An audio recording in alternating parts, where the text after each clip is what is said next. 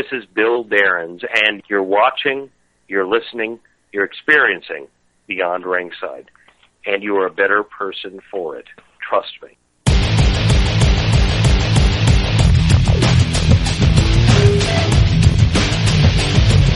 On a great Sunday night, welcome back into Beyond Ringside, live from Studio One in the Full Range Entertainment Center. We are set and ready to ride.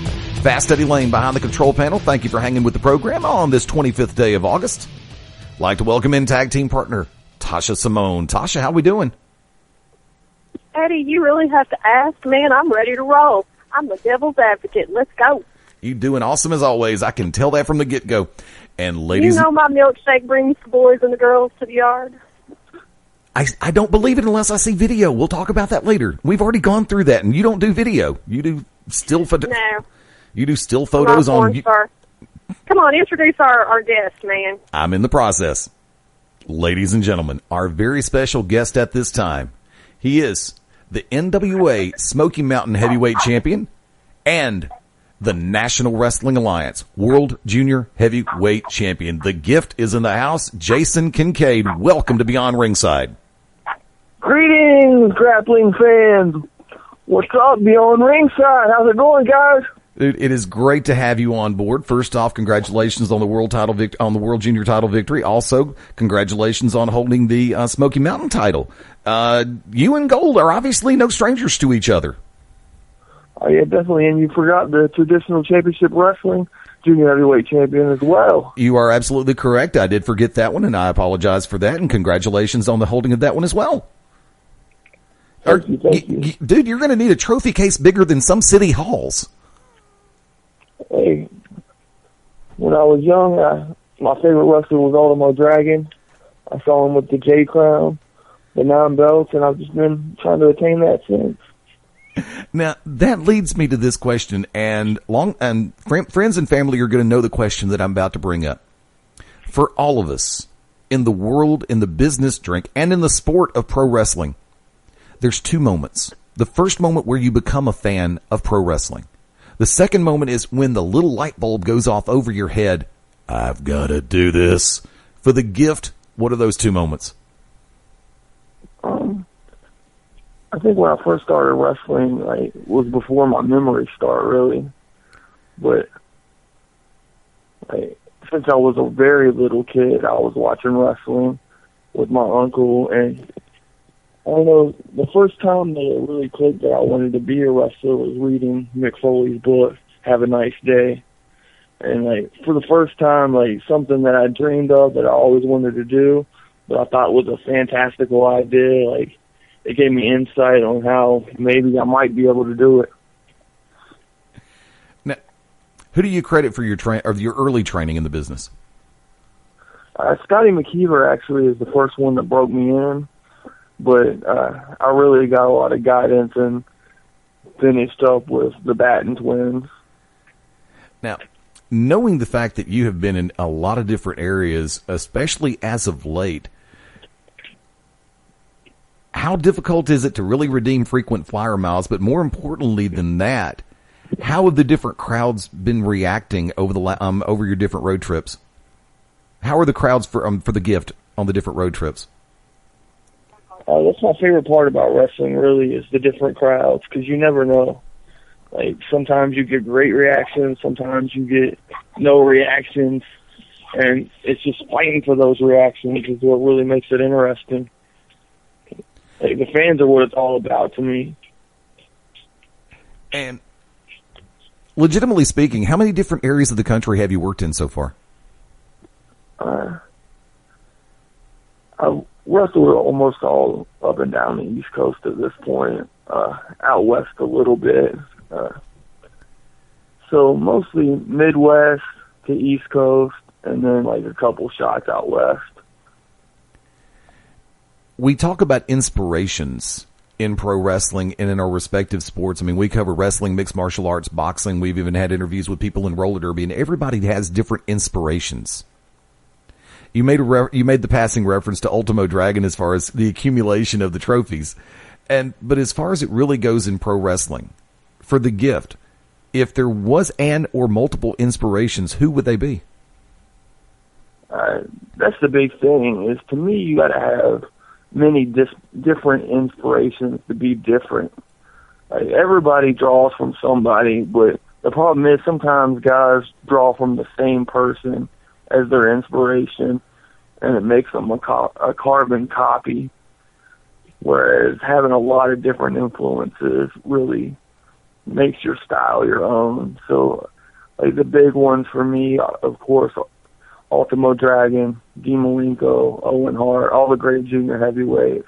But also, like, my inspirations come from outside of wrestling as well. Like, I'm heavily influenced by Muhammad Ali. I'm heavily influenced by the words of Malcolm X. It's that type of, like, strong stand-up. Like, even if you're wrong, just saying it with so much conviction that people think maybe he's right. Like, it's that type of inspiration that really gets me, like, that drives me to really try to make waves in a sport that really doesn't accept me that much. But I'm forcing my way down people's throats. Now, let me ask this question, if I may, and this would, for everyone who looks at companies like WWE and some of the other national broadcasts, and we use the word quite often, cookie cutter or cloning machine, especially where Vince McMahon is concerned. There are people that would sit back and say, and this is something where I sat back and said this when I first started doing my homework, he doesn't have the traditional look of a professional wrestler. How do you find that people react? Do they simply stop? Do they try to read the book by looking at the cover, or do they take the time to turn the pages? It actually kind of works in my favor sometimes. Like, once I get someplace, like, it's harder for me to get my foot in the door some places, but it really works to my advantage when I'm there, not having that traditional look, because it makes me different, it makes me interesting, and I almost have that, like, Susan Boyle appeal where, like, people want to hate me. They want to be like, who is this guy, like, with the crazy long hair and the overgrown facial hair? Like, he can't be a good wrestler, and then it just blows their mind. Whereas if I look like John Cena, like, maybe they would expect me to be more than I am, like they expect John Cena to be more than he is. Like, so it kind of works in my favor. Low expectations equals great outcomes in my history book. Tasha, Simone, would you like to ask, come on board with Jason Kincaid? Sure. I have a really simple question to start off with. What makes you the gift? Just the fact that I personify not innate talent, but really the gift of drive, the gift of wanting it so bad that you work really hard to get it. Like, it's actually a nickname I've had since I was a little kid. Okay, so is that saying that you have the gift of drive and no one else does? No, it means that I have it, and you wouldn't think necessarily that I have it, so it's special for me. Okay. Now, as it pertains to championships, you make the reference to the traditional championship wrestling belt. We made the reference to the Smoky Mountain title and the junior heavyweight championship for the NWA. When you cross the weight spectrums, do you feel that you're shattering the stereotypes that are involved, that the cruiserweights, the junior heavyweights can't compete with the heavies that a lot of people seem to have still stuck in their minds? Or are you just, I'm going to start with that one. Do you feel like you're shattering that stereotype? No, I don't really feel like I'm shattering that stereotype. I just feel like I'm right in the middle where people look at me and think, he's not really a heavyweight. But then they see me beside the cruiserweights, the junior heavyweights, they're like, I don't know, he's kind of big to be one of those guys. So that kind of works in my disfavor as far as, like, people's opinions of me, or, like, how they try to typecast me or put me in one category or the other.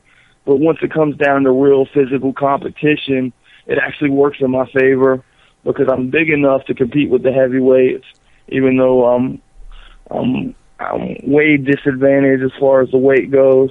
I can make the weight, but I can move faster. I have a lot more endurance than most heavyweights. And as far as the junior heavyweights and the cruiserweights, I can still move fast with those guys, maybe not as fast, but I've got the power and strength advantage over them. So far it's worked very well in my favor to kind of move back and forth between the two divisions as I see fit, as opportunities become available. Now, noticing over the repertoire and the over your storyline, you've held tag team gold as well as singles titles. Now, when you look for a tag team partner, what is one of the first things that you look for? Bad attitude, meanness.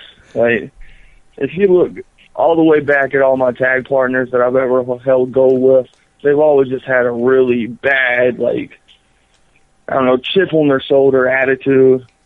And, of course, you know, in-ring talent. But it's really, like, you just got to have that, like, need to win driven by some, like, psychological disorder that, like, you can't function without winning. Like, that's the type of people that I want to surround myself with. It's like people that are just driven by the goal of succeeding in the ring. I think he's figured me out. I think he'd figured most of us out around here. There is no second best. We want number one, and there is no no. Sorry, get the hell out of our way, people. This juggernaut's getting even bigger. Now, the loaded question. I'm kind of putting you on the spot with this one. Top 5 opponents so far. Or easier, top 5 people that you've had matches with. I would say number 1 is the guy that I wrestled to win the NWA World Junior Heavyweight title, Chase Owens, because like, as much as I never really get along with him, like, he's so egotistical that it drives me insane. That same ego makes him so good in the ring because he's another guy, like, he's on the point of insanity, like, right there, of wanting to win so bad, and it just makes for great matches. And, of course, like, I've been in the ring with guys like Chris Hero, who's probably one of my toughest opponents, Adam Pearce. I wrestled Adam Pearce for the NWA World Heavyweight title. Didn't win. Got to experience firsthand, like, what it's like to be on that level of competition with a genuine heavyweight. And now I know going into the next competition against the NWA World Heavyweight Champion, which I'm sure is coming sooner or later, what to do. So I got to put that on my list. I would say also AJ Styles, just because when I wrestled AJ Styles, I was still pretty young, still pretty right behind the ears as far as the sport of professional wrestling goes, and I learned so much from wrestling AJ Styles, like how much I really thought that I was in shape. I wasn't in shape, and I needed to really get in the gym, get in the ring as much as possible so I could compete at that level.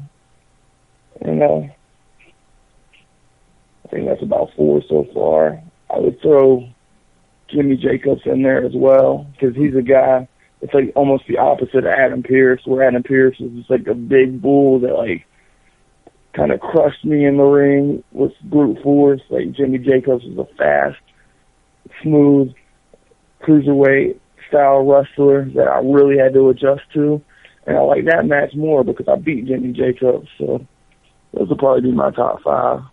Coolness. Tasha, come on back in. Oh, I'm going to put you on the spot way more than Eddie ever does.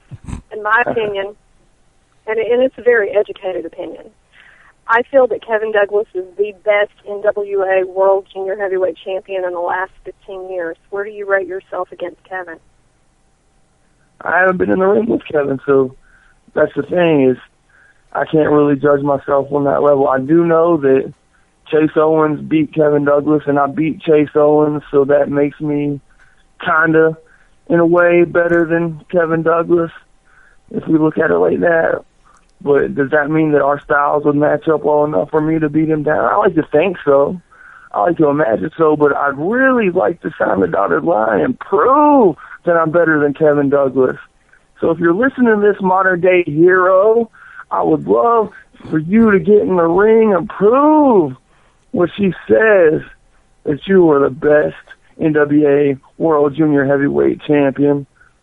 Because I, for one, know that I am the greatest grappler this side of the golden era, the in-ring terror, the gift, and I will destroy you in that ring.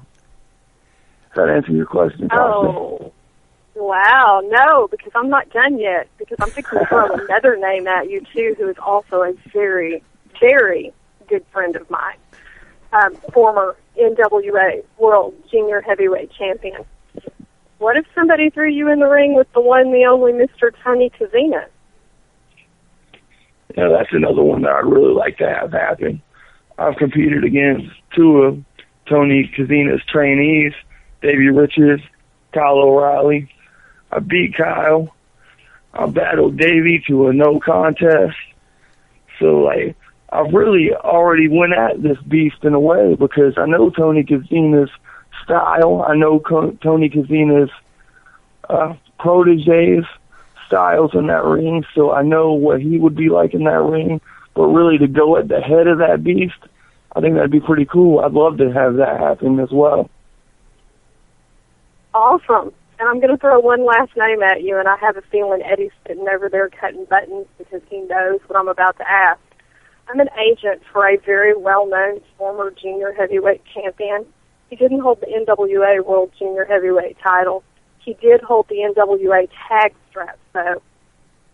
How would you feel if I called you right now and said, Mr. Kincaid, I have a match offered up on the table for you if you'll put the belt up, Kid Cash? I don't know how I'd feel about that. I would feel like I really need to get back in the gym and really work hard because I've seen Kid Cash. Personally, I've been looking through the curtain and I've watched Kid Cash just destroy opponents. So I don't think he would destroy me by any means, but I think he would put up a hell of a fight. And I think it would be great for me to prove in that ring that I am better than Kid Cash. I'm not saying that I am, but I'm saying that if we got in the ring, I'd sure like to have the opportunity to prove it. Well, I have Tony Gibbons' email. I'll just email Tony and see if we can't make that happen. Let's do it. I mean, he's actually from the Smoky Mountain areas, I believe. So it shouldn't be that hard to find him. And actually, I think just on top of that, we'd also have to have a nice little conversation with Bruce and Chris. However, of course, I have them on speed dial anyway, so it doesn't matter. And Tasha, I think you do too. Yeah. You know me. I'm just a vicious server. You beep. Now, actually, you make the reference to the modern day hero, and that would be a match. Say what?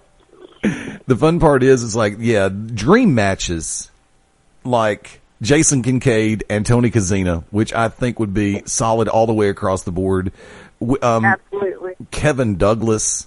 And therein lies the rub, because you have, it's been this way in the sport of professional wrestling forever. The comparisons, the contrast, the style simulations, people looking, going, dream matches. Matches that would push both competitors, both combatants, to their logical limits. And yeah, I include Kid Cash in that in a heartbeat. He's a hell of a worker. Great in the ring. The question I'm going to lay out is, for the Package Ranch. The question that I would like to lay out is, for the gift, what would be, and I can't say your ultimate dream match because new competitors are coming down the pike all the time. But who right now would be the dream match for Jason Kincaid? I'd say right now, my dream match, the match I would like to make happen the most would be against Prince Devitt, title for title, NWA World Junior Heavyweight title, against IWGP World Junior Heavyweight title. Title for title, we'll see who the greatest junior heavyweight in the world really is. Let's stop the debate. Let's make it happen. The fans want to see it. I want to see it. Let's do it. What have you got upcoming on the schedule? Better yet, before we hit that, let me go ahead and ask. Knowing that you've got 3 championships you've got a bigger target on you than a lot of people have. You've got people coming at you from multiple directions at one time. On the horizon, who do you see? Let's start with the World Junior Heavyweight Championship. Who do you see as some of the stronger competitors coming down the pike for the World Junior title? Tasha, Simone named a couple. Chase Owens, of course, is going to win his rematch. But also Kevin Douglas is going to be a guy that's going to be asking for a rematch as soon as possible. Because I don't think he got one match against Chase because he got stripped of the title originally.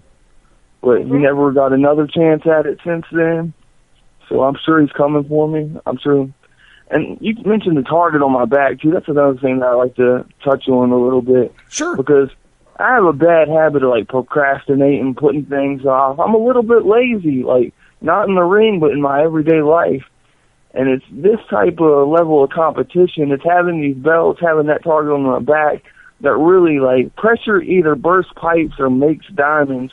And right now I'm in the diamond-making business because that pressure just builds and builds, and it keeps me on my game. So it doesn't really matter the competitor because I'm ready for any and everybody in this sport. Well, I know on September the 7th, you're going to be defending the Smoky Mountain Heavyweight Championship against the Mad Dog Daniel Mulligan. Give everybody a little bit of the history of you and Mulligan as far as what led you to the title defense on the 7th. You know what? Our biggest history, really, me and Daniel Mulligan, is the fact that he wants to be like me. He wants to grow his beard out, and he's almost caught up to me. And I've been growing my beard for 2 years, and he's been growing his about 6 months, and that's pretty aggravating. So that's about it.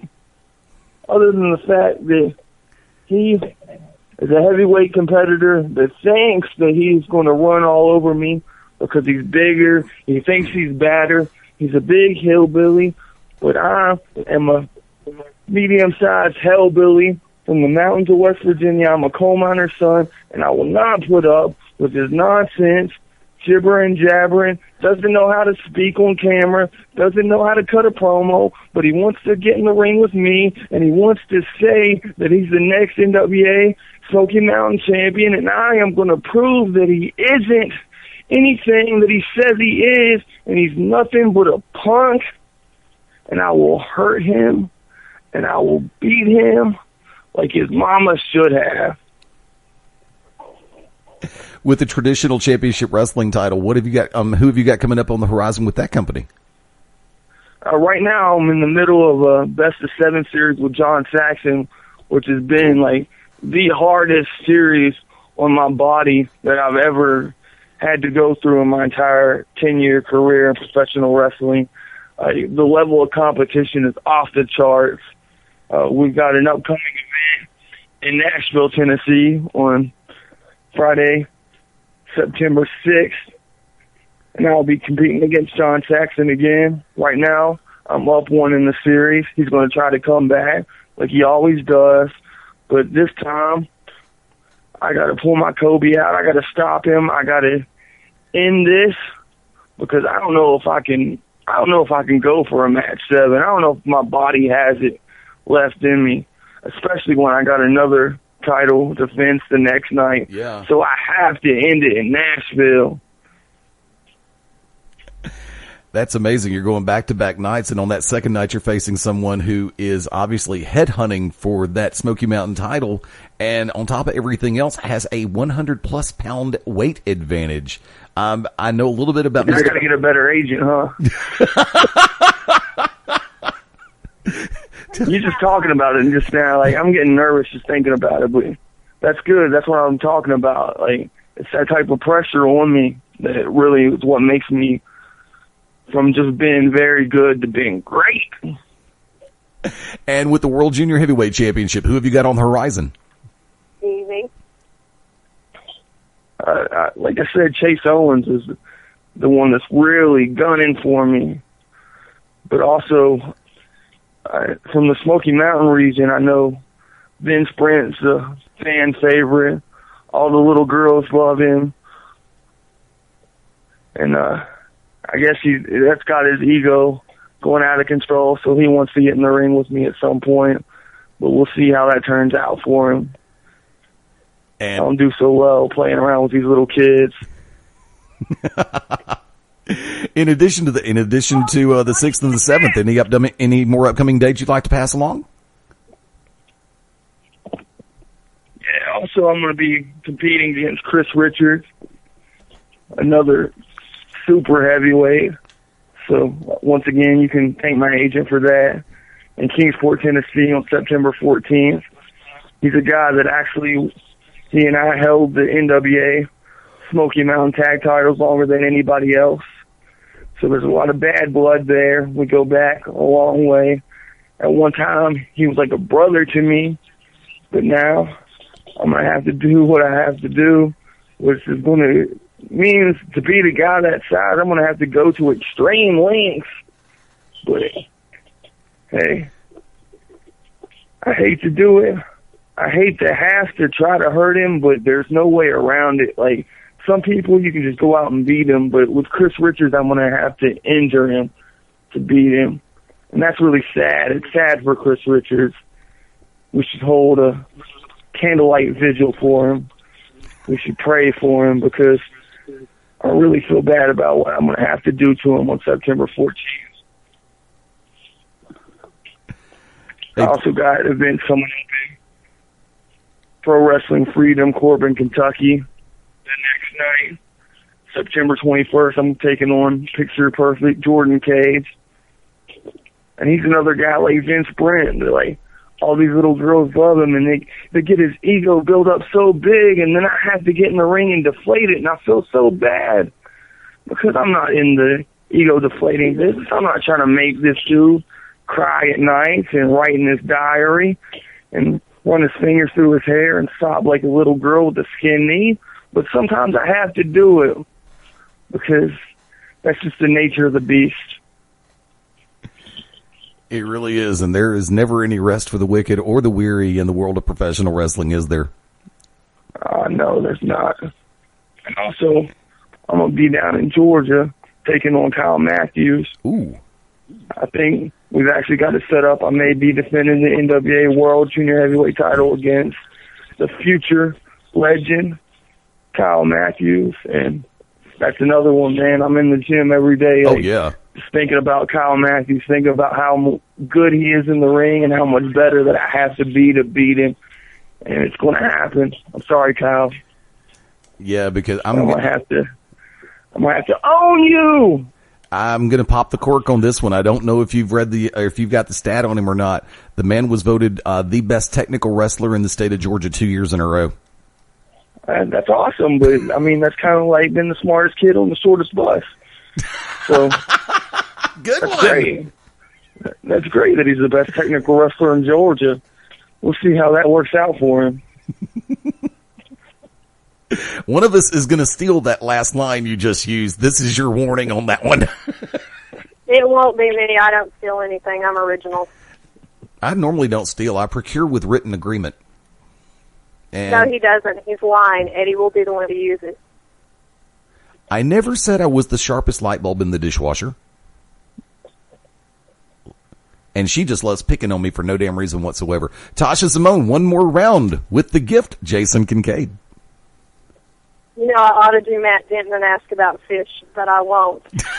Jason, if you can only pick one person, one, as your ultimate match, your ultimate title defense for that World Junior strap that you're carrying right now, only one, that win, lose, or draw, you know that it will be the best match of your career to this point, who would it be?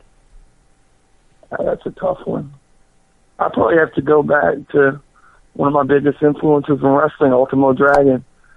Because like I said, when I wear all these belts around my neck, when I'm in the gym working out, when I'm watching and studying matches, like Ultimo Dragon's really the guy that's in the back of my head. Like, I want to attain that level of success.